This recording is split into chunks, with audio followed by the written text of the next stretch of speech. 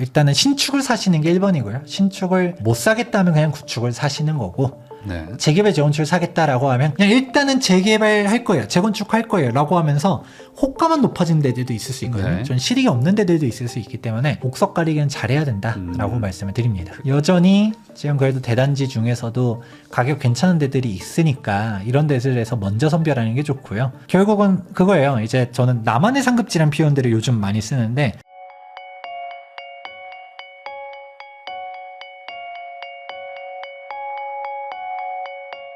김재근 박사님하고 이야기 나누고 있습니다. 자, 그러면 이제 결국에 이런 상황에서 이제 각자 도생의 어떤 뭐 선택들을 해야 됩니다. 왜냐면 이제 뭐 집이라는 거 이제 의자 뺏기처럼 이제 개수는 정해져 있는 의자인데 사람이 더 많은 거잖아요. 그러면 누군가는 어쨌든 뭐 집을 선점하는 사람도 있을 것이고, 뭐 못 의자를 잡는 분들은 전월세로 가야 되는데 전월세가 또 없잖아요.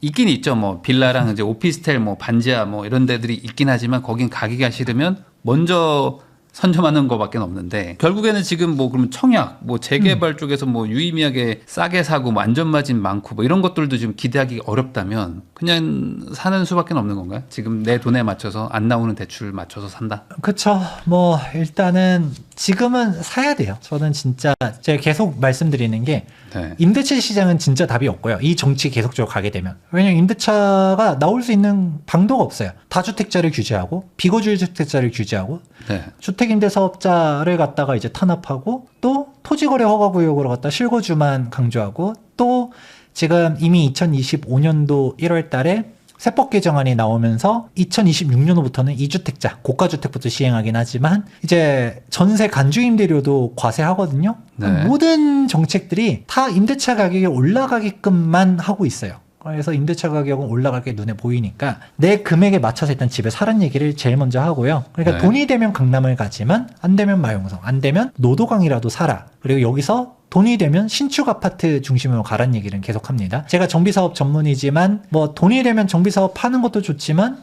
신축 가는 거 좋지만 안 되면 구축이라도 가고. 그러니까 재개발 재건축은 점점점 어려워지고 있지만 그래도 나는 주거 안정성 측면에서 재건축 안 된다 하더라도 그래 내가 여기 입지 괜찮아서 이 금액으로 매수할래 라는 게 틀린 선택은 아니거든요. 신축과 구축의 격차는 계속 벌어지고 있어도 구축이 안 올라간다는 얘기는 아닙니다. 올라가니까 그래도 내가 사든가. 막말로 진짜 돈이 안 되면 빌라 오피스텔이라도 사는 얘기도 합니다. 그러니까 물론 그런 건 있죠. 양극화라는 거는 지역별 양극화도 있지만 상품별 양극화도 나타나니까 빌라 가격이 올라가도 마음에 안 들 겁니다. 내 가격은 한 몇천 올랐는데 쟤네들은 억 단위로 올라갔어. 이런 거는 어쩔 수 없지만 그래도 더 이상 이제 밀려가는 거는 없어지잖아요. 그래서 돈이 다 많은 사람 되면 보는 거 아니거든요. 그러니까 내 금액에 맞춰서 뭐라도 산다라는 거는 전 틀린 선택이 아니라는 얘기는 먼저 말씀드리고요. 근데 다만 그래도 내가 기회를 잘 활용하고 싶다라고 하면 지금이라도 정비사업은 눈여겨봐라는 얘기는 계속 합니다.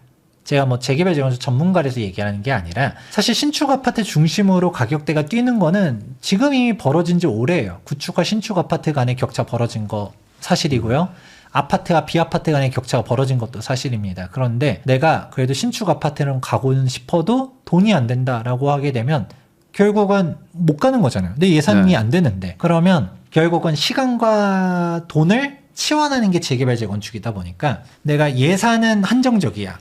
그런데 신축가일 돈은 안 돼. 그러면 내가 입주를 5년 뒤에 한다 하더라도, 뭐 10년 뒤에 한다 하더라도, 뭐 정비사업, 그래도 뭐 제대로 추진될 만한 것들을 잘 살펴보고, 지금은 아무거나 다 된다는 얘기는 안 합니다. 이제 사업성 리스크라든지 이제 지방선거 이후도 누가 되느냐도 리스크고, 지금 아까 말한 공공기여나 임대주택에 대한 사항들도 워낙 커지다 보니까 이게 사업성 판단 사람들이 뭐 그냥 쉽게 생각하면 쉽게 투자해가지고 돈 버는 것처럼 안전마진 얼마 벌어요 라고 하지만 싸고 좋은 건 없거든요. 그래서 이제 사업성 판단들은 이제는 진짜 디테일하게 잘 들어가야 되는데, 근데 이런 판단들을 잘하기 어렵는 거는 사실이지만 그래도 내가 제대로 사업속도 제대로 가고 있는 데들 샀다라고 하게 되면 적어도 시간이 지났었을 때 신축 아파트가 된다. 그러면 그만큼의 이제 마진폭을 누릴 수 있는 곳들 여전히 있습니다. 그러니까 쉽다는 얘기는 절대 안 해요. 일반적인 아파트 투자보다는 재개발 재건축은 공부가 필요한 게 맞습니다. 그렇지만 공부를 하게 되면 아직도 지금 메인스트림이라고 하죠. 우리 주류가 되는 메인 상품군으로 들어갈 수 있는 기회가 아직 정비사업에는 있다. 이 정도 조언까지는 드려봅니다. 그 정비사업에서 결국에는 지금 신축 분양가들이 높아지고 있는 거는 정비 사업만 보면 어쨌든 긍정적인 거죠. 근데 반대로 뭐 분담금이 또 늘어나는 거는 또 이제 악재라고 보면 전반적으로 과거보다 그러니까 지금보다는 미래에는 그래도 이제 좀 재개발 재건축이 가능할 만한 지역들이 좀 넓어진다고 봐야 될까? 왜냐면 이제 뭐 1, 2년 전만 해도 뭐 강남 말고는 어차피 안 된다 막 이런 얘기도 있었는데 이제는 좀 조금 더 재개발 재건축이 좀 넓어지는 느낌도 있어요. 오히려 거꾸로 저는 가능성 있는 지역들이 더 좁아지는 건가요? 좁아지고 있다고 보고 있습니다. 왜냐하면 분양가가 엄청나게 높아지고 있어요. 네. 근데 이 분양가가 상승된다라는 거는 정비사업 입장에서 호재거든요. 호재인데 비용이 너무 커져요? 그런데 비용이 그 이상으로 커집니다. 지금 사실 요즘 하다못해 아파트 인테리어만 해도 요즘 억 단위는 그냥 들어간다는 얘기 하잖아요. 네. 그러니까 우리가 뭔가 우아 소리 나올 만큼 하려고 하면 이제 1억도 뭐 별로 뭐 그렇게까지 티가 안 난다라고 할 정도로 진짜 2, 3억씩 집에 투자를 해야지 뭔가 가시적으로 확 좋아진다라는 얘기들도 할 정도로 그렇게 되고 있는 마당에 그럼 우리가 실내만 그렇게 꾸며도 그렇게 비용이 커지는데 재건축하는데 비용이 그렇게 적게 들어갈 수가 있을까요? 아닙니다. 그래서 이제는 기본적으로 분담 금액이 다들 6억에서 네. 8억씩 들어가는 조합들이 엄청 늘어나고 있어요. 근데 8억의 분담금이라는 게 말이 좋아 8억이지. 그걸 어떻게 내냐 이거예요. 감당이 안 되죠. 네. 그런데 이게 문제는 분양가를 어떻게든 높이면서 막아서 그 금액입니다. 그러니까 지금 분양가가 엄청나게 높아지니까 사람들이 조합이 사기꾼이고 너무 이익을 갈취하려고 하고 분양가 상한제가 필요하다라고 말하는 사람들도 있는데 오히려 정비사업 조합들은 분양가 상한제 얘기가 나올 때마다 철렁철렁합니다. 지금도 분담 금액이 장난 아닌데 진짜 분상제가 터지면 6억에서 8억 얘기 나오고 있다가 8억에서 10억 될 수 있거든요. 그러니까 결국은 그 정비사업 조합원들이 욕심이 많아가지고 분양가를 미친 듯이 높여가지고 우리가 뭐 환급금 잔치를 벌여야겠다라고 하면 너네 좀 적당히 벌어라고 할 수도 있어요. 근데 분담금들이 엄청나게 높은 와중에 이걸 어떻게든 방어해야겠다라고 하면서 분담금 인상을 방어하려고 갖다가 일반 분양가로 갖다 전가를 시킨 건데 이 전가를 못하게 해버린다? 그럼 조합원들은 다 그냥 피토하면서 어떻게든 간에 분담금 납부하지 않으면 정비사업 못해라는 거거든요. 네. 그러면 주변 시세가 그래도 받쳐주는 곳들은 갑니다. 예를 들어서 단적으로 잠실주공 5단지 같은 경우만 하더라도 사업성 좋다는 얘기 많이 했었는데 잠실주공 5단지가 사업시행 총회 하면서 지금 분담금이 벌써 5억 얘기가 나왔어요. 그러니까 이 5억을 사람들이 헐 하기는 했었어요. 그래도 총회는 통과가 됐습니다. 어떻게든 그래도 가야 된다. 근데 그게 통과가 된 이유 중 하나는 주변 시세가 많이 뛰었으니까 잠실루엘이 48억까지 거래됐잖아요. 거의 50억까지 갔으니까 그럼 잠실주공 5단지는 최소 아무리 못해도 60억 넘어가겠다가 예상되니까 분담금 5억 내더라도 뭐 남는 게 있겠네 라고 하면서 가는데 거꾸로 분담금액 한 8억 정도가 나온다 하더라도 뭐 주변 시세랑 비교해 봤을 때 분담금 내도 남는다라고 하는 데든 가는데 분담 금액을 내도 답이 안 나오는 곳들이 있죠. 주변 시세가 지금 20억이 안 돼. 네. 근데 지금 집값은 한 10억, 12억이야. 분담 금액 여기는 사업성이 더 박살나 있어서 10억씩 나올 것 같아. 이런 곳들은 지금이야 그런 얘기를 조합에서 못 합니다. 아, 우리 잘 될 거고요 라고 하지만 실제로 분담의 8억, 10억이 현실화되게 되면 이 돈이면 이거 왜 해? 라는 얘기 나오겠죠? 뭐 10억까지는 안 가도 8억만 돼도 이거 못해 라는 사람 나오면 그 조합들은 엎어질 수 있습니다. 그거를 냉철하게 따져보셔야 돼요. 그냥 조합에서 말하는 청사진.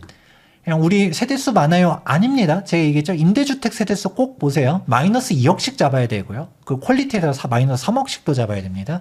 진짜 그리고 공사비 현실적으로 안 잡았을 가능성 너무 없는. 지금 공사비 거의 다 900만 원대로 가 있고 네. 이제 평당 1000만 원 시대 조만간 온다는 얘기들 하는데 이미 조합에서는 이미 평당 뭐 500, 600을 예상해 놓고 출발했던가 아니 700 잡아놓고서 우리 그러면 사업 수지 얼마입니다라고 해놨는데 걔는 아직 사업 초기야. 네. 그러면 사실 평당 900, 1000만 원 되면 분담금에 거기서 플러스 알파 된다는 얘기거든요. 그래 버리면 아 이거 답 안 나오겠는데 하는 데들 많기 때문에 막연하게 투자하시면 안 된다. 그리고 분양가를 과연 이 정부가 계속적으로 올라게 놔둘 것 같진 않거든요.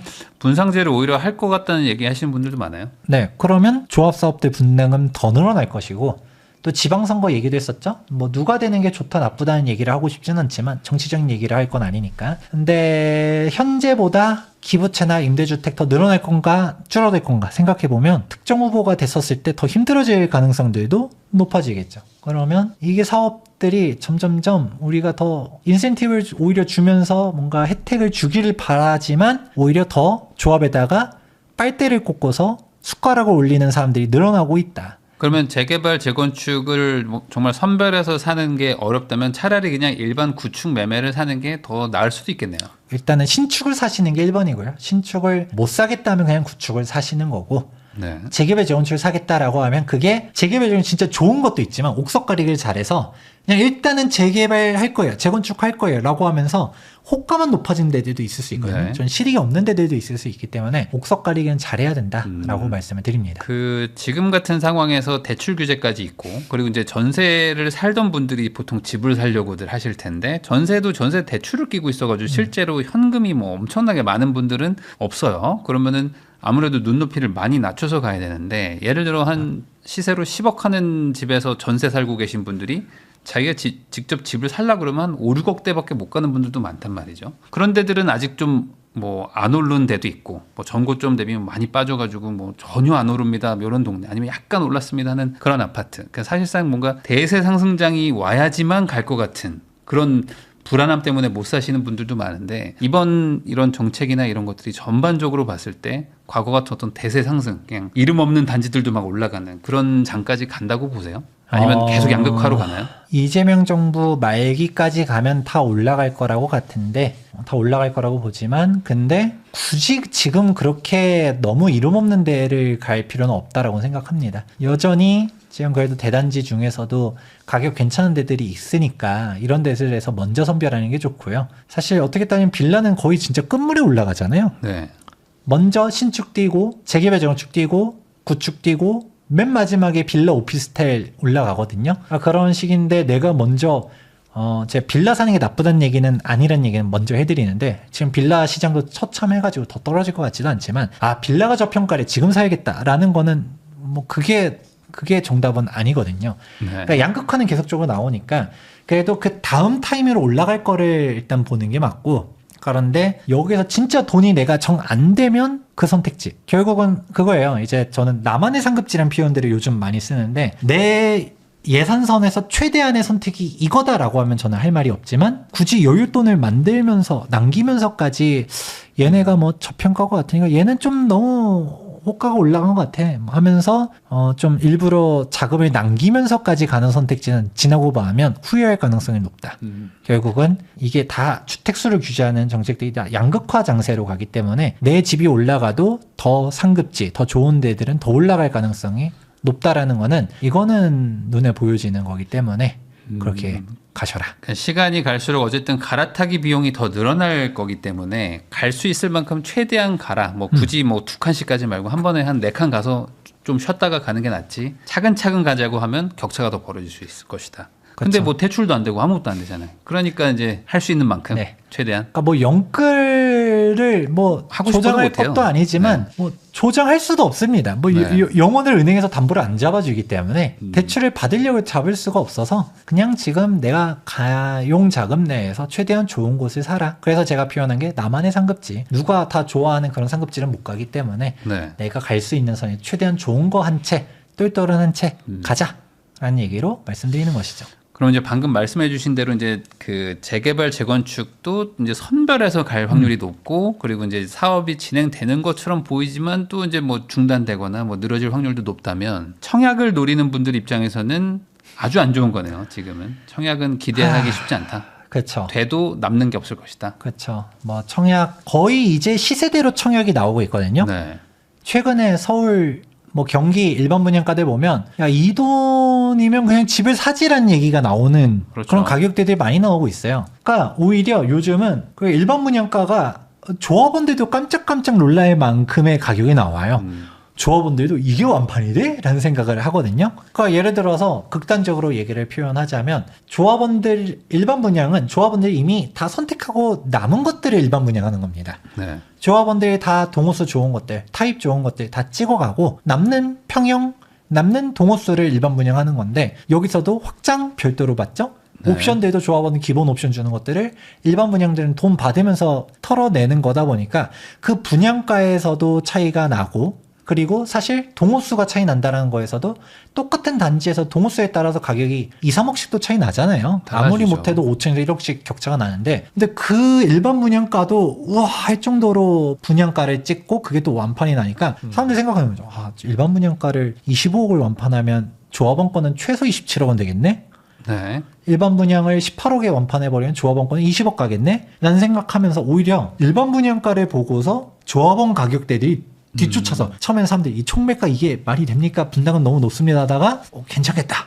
그래도 분담금 6억 8억 했을 때 사람들이 헉 했지만 8억 내도 남을 게 있다 라고 네. 하면서 또 진입하는 장들이 나오고 있는데 그러니까 이게 양극화가 계속적으로 나오는 거죠. 이 양극화라는 게 선택에 대해서도 사람들이 청약을 무한정 기다리기보다는 그냥 들어가겠다 라는 선택지들도 있는 것이고 그냥 조합원 걸 그냥 사자. 입주권을 그냥 돈 주고 사자. 그리고 이게 분양가가 높아지는 게 사실 무주택자 가점을 차근차근 쌓아놓은 사람 입장에서는 싫긴 할 겁니다. 근데 가점이 애매한 사람들 입장에서 오히려 기회가 된다라고도 말씀을 드려요. 솔직히 지금 청약 시장에서 가점 60점대도 쉽지 않거든요. 네. 우리가 다들 원하는 데들은 4인 가족 만점이 69점이 최저 커트라인인 곳들이 생각보다 많아서 70점대 내려고 하면 진짜 답이 안 나오거든요. 그런데 제가 골라갈 수 있는 선택지가 아니야. 그런데 이제 포기하기에는 가점이 좀 어정쩡하게 높아. 이런 사람들이 예를 들어 가점이 40점, 50점대야. 그러면 진짜 서울 청약은 어렵다라고 말하거든요. 그런 네. 분들 입장에서는 오히려 분양가가 높게 뜨는 게 기회일 수도 있고요. 그냥 어차피 내가 그래도 이 금액에 당첨돼가지고 지나가 보면 결국은 다 올라가거든요. 네. 우리가 그때는 그 분양가가 말도 안 된다 했지만 지나고 보니까 그거라도 받아야 됐었는데 할 수 있기 때문에 오히려 조금 애매한 사람들 입장에서는 기회가 올 수도 있는데 어차피 그 분양가를 못 받았어 사람들이니까. 근데 가점 70점대 딱 찍어놓고 기다리던 사람들 입장에서는 야 이게 뭐야 하는 시장은 왔죠. 그러면은 결국에 이제 청약은 그냥 신축을 확보하는 어떤 수단이지 뭐 이걸로 큰 이득을 보기는 어려운 상황이다라고 얘기로 정리가 될 것 같은데 그럼 마지막으로 이제 재개발과 재건축도 또 서로 다르기 때문에 재개발이 힘들면 재건축은 더 힘들어지는 거 아닌가라는 생각도 듭니다. 어떻게 봐야 될까요? 맞습니다. 재건축 같은 경우는 대표로 재건축 초과이익 환수제 저는 폐지해야 된다라고 항상 주장을 하거든요. 네. 근데 재건축 초과이익 환수제를 폐지하냐 안 폐지하냐가 그냥 현 정부가 재건축에 대한 의지가 있나 없나에 대한 그냥 바로미터라고 생각합니다. 지금 앞서서 분담금만 하더라도 너무 힘들어요라고 하는데 네. 분담금을 떠나서 재건축 초과이익 환수금까지 내야 돼. 즉 부담금까지 내야 돼라고 하면 이중 규제거든요. 그러니까 재건축 의지가 없는 거죠. 재건축들은 안 그래도 각종 규제들 때문에 쉽지 않은데 이 재초원이 사실 제일 핵심적인 키워드이기 네. 때문에 어렵다라는 게 있고요. 그리고 재개발 같은 경우도 지금 공공사업들은 그렇게 막 혁신적으로 인센티브 많이 준다고 했었지만 막상 분담금 보면 그렇게 잘 안 가는 속도 빠르게 못 가는 현실들이 그러니까 일단은 정부가 말하는 포장지만 보지 말고 지금 그렇게 포장지를 이쁘게 해서 출발한 데들이 어떻게 진행되고 있는지 그게 내실이 어떻게 되고 있는지를 잘 포장지를 한번 벗겨보면 속이 곪고 있는 사업장들이 너무 많아서 네. 그냥 진짜 어렵다. 지금은 쉽지 않은 시장이긴 하다. 네, 쉽지 않다. 전반적인 얘기를 들어보면 그냥 구축 사는 것도 나쁘지 그럼요. 않아 보입니다. 왜냐면 지금은 그래도 좀 인기가 없다고 해도 조금 있으면 이제 전월세 난 같은 게 오기 시작하면은 그런 것들도 다들 또 이제 인정받고 막 가격이 올라갔던 게 이제 과거 모습이니까 한 방을 노리기보다는 좀 안전한 선택을 하는 것도 나쁘지 않겠다는 생각도 좀 듭니다. 지금까지 김재경 박사님 모시고 현재 부동산 시장에 대해서 다양한 이야기를 나눠봤는데 약간 조금 뭐랄까요 어렵다라는 거를 기본적으로 좀 전제하고 그럼에도 불구하고 여기서 가만히 있어봐야 답은 없다라는 것도 여러분들한테 전달이 좀 된 게 아닌가라는 생각도 좀 들면서 이 내용들을 잘 참고하셔서 좋은 선택하시기를 바란다는 마음으로 마무리하고 저도 소장님하고 인사 나누도록 하겠습니다. 오늘 나와주셔서 감사드립니다. 네,